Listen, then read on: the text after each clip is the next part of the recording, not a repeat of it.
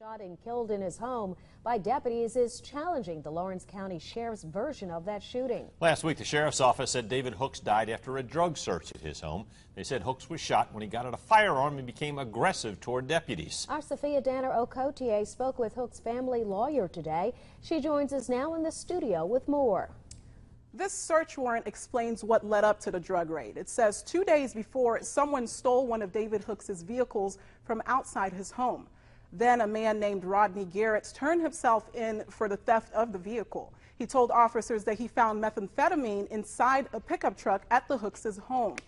But in the warrant, a Lawrence County investigator wrote that Hooks' name had also come up in a previous drug investigation. Hooks' lawyer, Mitch Shook, says that warrant is invalid. That search of some 44 hours conducted by numerous agents of the GBI resulted in not one item of contraband being found. This has been confirmed to the family by the GBI and is evidenced by the return of the original search warrant. The Drug Task Force and the Lawrence County Sheriff's Response Team arrived at David and Teresa Hooks' home unannounced by emergency lights or sirens. David and Teresa were under the impression that the burglars were back and that a home invasion was imminent.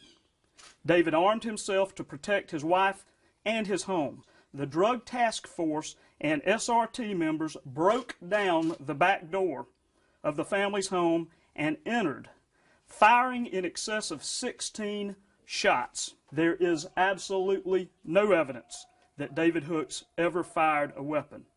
The family calls on Sheriff Bill Harrell to immediately suspend all individuals who participated in this tragedy from their law enforcement duties until such time as the GBI has completed its work in this case, turned its report over to the district attorney, and the district attorney has taken whatever action it deems necessary in the interest of justice. Today, the Lawrence County Sheriff's Department told me they are not making any more statements on this case. They directed me to the GBI, which has not responded to us, but neither agency has identified the deputies involved in the raid, said how many of them fired shots, or said how many times Hooks was hit.